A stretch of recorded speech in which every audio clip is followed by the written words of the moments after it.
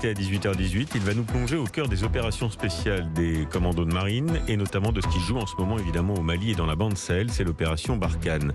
Bonsoir Louis Saillant. Bonsoir monsieur. Merci d'être avec nous, vous avez 34 ans, vous avez passé 10 ans dans les commandos marines, les forces spéciales en somme, que vous quitterez en juillet prochain. Et vous publiez ce récit absolument fascinant sur vos opérations secrètes, les opérations secrètes de la France. Ça s'appelle Chef de guerre, au cœur des opérations spéciales avec un commando marine aux éditions Mareuil. Est-ce que c'est votre nom, Louis Saillant, ou c'est un pseudonyme? Non, c'est un nom d'emprunt que j'ai utilisé pour protéger ma famille, protéger mes proches, afin de ne pas les compromettre. Donc je peux montrer mon visage, mais je préfère prendre ces précautions-là. Alors, précisons pour l'anecdote, oui. Ça n'est pas un nom totalement choisi au hasard, car ça vient du comte François-Louis de Saillant, qui a été le premier, je crois, à avoir mené des opérations commando. Exactement, vous êtes bien renseigné. Le château de Cracovie, qui était tenu par Catherine II, s'est vu déserté de ses 600 soldats russes à la venue de 100 soldats français qui sont montés par les égouts. Bien, voilà pour l'anecdote. Alors, vous êtes l'un de ces soldats de l'ombre, comme l'on dit un peu communément, et vous racontez à travers ce livre beaucoup de vos missions secrètes, que vos familles d'ailleurs ignorent, en ignorent le détail, en tout cas précis. Vous êtes en quelque sorte l'élite de l'armée opérationnelle. Les unités des forces spéciales, ça rassemble 2000 opérationnels et environ 400 soldats commandos marines. Alors dans le livre, vous racontez aussi vos doutes d'une certaine manière. Je voudrais qu'on commence par ça, car c'est assez surprenant dans la bouche et dans la plume d'un militaire. Vous dites, quand on capture un djihadiste, j'ai vu sa famille, je vois le gamin que l'on laisse sur place, et lui, que devient-il, écrivez-vous? En somme, vous dites qu'il manque quelque chose à ce combat. On ne peut pas gagner la guerre si on ne gagne pas les cœurs. C'est très intéressant, ça. Oui, c'est vrai, et c'est surtout quelque chose qu'on a beaucoup éprouvé dans notre histoire récente. Quand on pense à l'Algérie, à l'Indochine, c'est des combats de guérilla, comme on peut connaître aujourd'hui, alors avec des technologies différentes, mais le principe est le même. Et on retrouve ça aussi en Afghanistan, oui, où on a essayé de gagner les cœurs par des méthodes plus ou moins fructueuses. Bon, les leçons sont à tirer de l'histoire. Est-ce que vous avez le sentiment, parce que c'est un peu le sujet du jour aujourd'hui, avec ce G5 Sahel, est-ce que vous avez le sentiment qu'on est en train de rater notre cible dans la guerre qu'on mène contre les djihadistes dans la bande Sahel et principalement au Mali? C'est difficile de répondre à cette question-là parce qu'elle est très délicate. Il y a beaucoup de facteurs, beaucoup d'éléments. Néanmoins, moi, il y a une question quand on me pose cette question qui me vient à l'esprit, qui est de savoir pourquoi on ne gagne pas. Aujourd'hui, on me pose souvent la question de savoir s'il faut rester, s'il faut partir. Bon, moi, je suis pas chef d'état-major des armées, je peux pas m'engager sur ces questions-là. Néanmoins, je trouve ça intéressant de voir que personne se demande mais pourquoi est-ce que on gagne pas du terrain, la menace réduit. Pourquoi est-ce qu'on ne voit pas ça? Et votre réponse, quelle est-elle? Vous avez été sur le terrain, vous avez mené un certain nombre d'opérations secrètes, certaines que vous révélez. Quel est votre sentiment? Alors, moi je constate déjà, sur le terrain, je constate que on fait bien le travail. C'est-à-dire que c'est pas un problème militaire à mes yeux. C'est-à-dire que quand on va sur le terrain, on fait très attention, on est très précautionneux quand on montre notre force.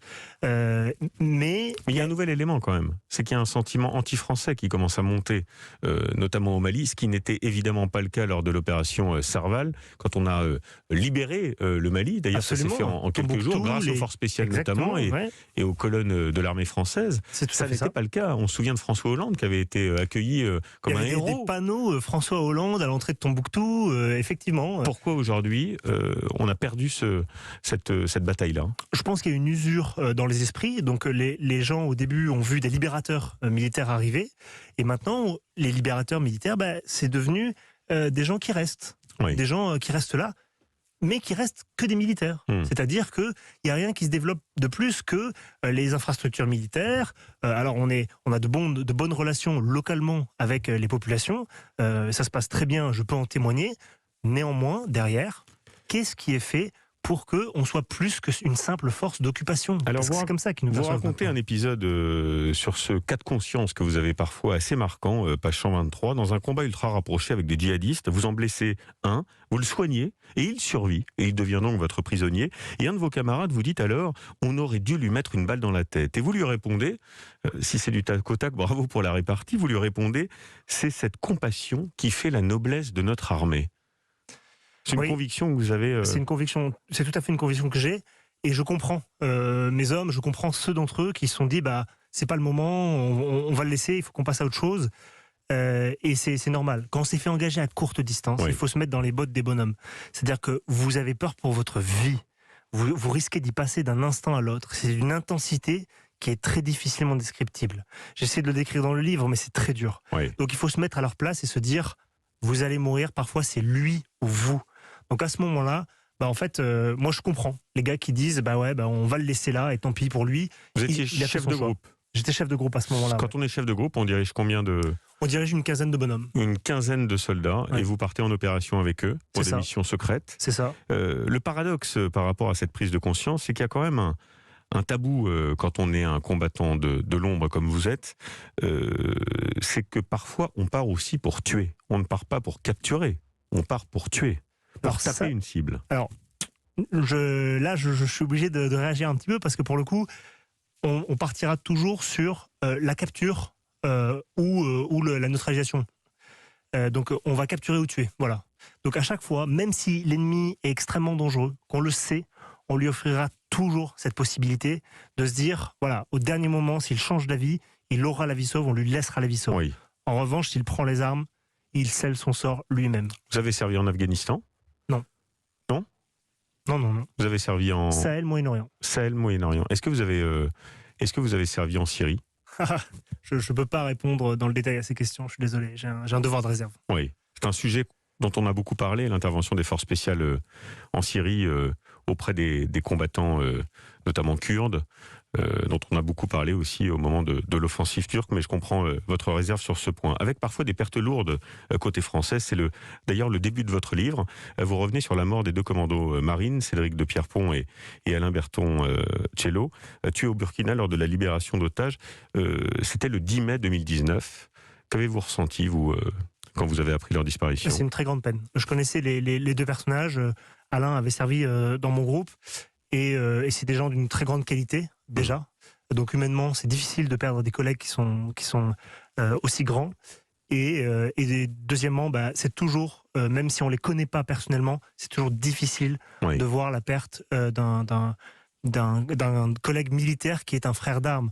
Quelle que soit son armée, quelle que soit son unité, ça reste un frère d'armes. C'est toujours une blessure pour nous. Est-ce que vous savez comment votre démarche a été jugée au sein des armées ? J'imagine que votre livre a dû être partiellement relu, revu. C'est vrai que dans les forces spéciales, la tradition n'est pas trop aux introspections publiques. Non, mais mes chefs, alors c'est vrai que j'ai emprunté des chemins qui ne sont pas habituels. Donc ça a pu froisser quelques personnes. Néanmoins, mes chefs ont su être très bienveillants à mon égard et je les remercie.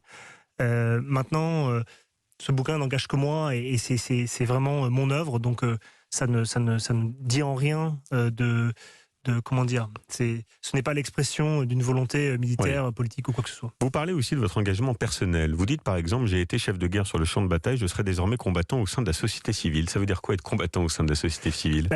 Moi, ce qui m'intéresse, c'est de rechercher un petit peu la vérité dans tout ce qui m'entoure. Alors, c'est un grand mot pour le réduire un petit peu. Typiquement, dans aujourd'hui le combat qu'on a face aux terroristes, moi je pense qu'il y a des choses qui ne sont pas assez définies, qui ne sont pas assez bien définies. Quand on parle d'islam aujourd'hui, par exemple, on parle d'islam. Or, l'islam, pour la personne qui s'y intéresse, qui a visité des pays du Moyen-Orient, du Proche-Orient, en fait, on sait que c'est une myriade de religions, de courants. Et donc, s'arrêter là, déjà, c'est mal définir l'ennemi. Mais au-delà du constat, s'engager au sein de la société civile, ça veut dire quoi concrètement ? S'engager auprès de la DGSE, s'engager auprès de groupes privés, s'engager pour faire du social ? Qu'est-ce que ça signifie ? Je pense que ça serait plutôt dans l'éducatif. Après, rien n'est arrêté, mais moi, ce serait plutôt commencer par des conférences auprès des jeunes, si possible, privilégier les collèges, lycées pour déjà donner un peu de comment dire. Moi, ce qui m'intéresserait d'engager, c'est le thème de la responsabilité, qui est pour moi la meilleure parade qu'il y a au djihadisme aujourd'hui. Vous avez combattu avec les armes, vous voulez combattre avec le savoir désormais et le cœur. C'est un peu ça, c'est un peu ça. Est-ce que au long de cette carrière, pendant ces 10 ans d'opération spéciale, est-ce que vous avez déjà eu peur et vous avez déjà vu la mort ? Alors je pense que j'ai croisé, je ne sais pas si on peut dire que j'ai vu la mort, mais j'ai croisé son manteau quelques fois. Maintenant... il y a un moment en particulier que vous pouvez nous raconter ? Il y a un moment alors, que j'évoque dans le livre, effectivement, où en rétrospection, je me rends compte que j'ai eu peur, où j'ai eu un petit rire nerveux lorsque on était dans l'hélicoptère et puis la mission a changé et on avait grillé quelques cartouches déjà, donc on se disait moi en tout cas je me disais est-ce que ce coup-ci, c'est pas celle-là où l'un d'entre nous va y passer, où on va avoir un blessé grave? Et donc, ma carapace, un petit peu, a failli à ce moment-là. Et j'ai eu un petit rire nerveux. Ça s'est refermé, et puis on est reparti. Mais une fois arrivé sur base, quand on décroche le pare-balles et le casque, j'ai commencé à me demander pourquoi est-ce que j'avais rigolé. En fait, je pense vraiment que j'ai eu peur à ce moment-là. Merci infiniment pour avoir partagé avec nous votre témoignage. Louis Saillant, c'est donc votre nom d'emprunt pour ce livre qu'il faut lire, Chef de guerre, ça s'appelle, au cœur des opérations spéciales avec un commando marine. C'est aux éditions Mareuil Éditions. Merci à vous. Merci monsieur.